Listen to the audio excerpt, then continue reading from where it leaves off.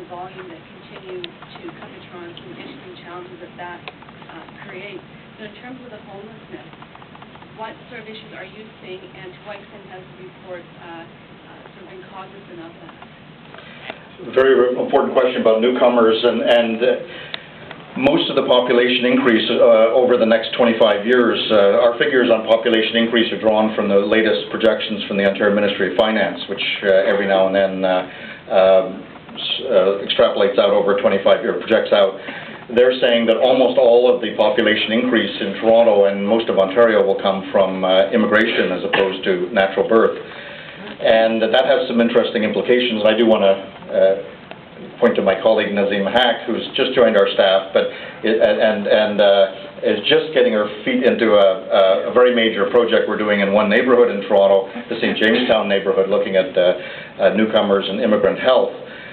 We've done some work with some community organizations there, and it's been our observation that when people come to Canada, their health status is usually better than most Canadians, and that's partly a function of the immigration system. We don't let sick people into Canada as a rule.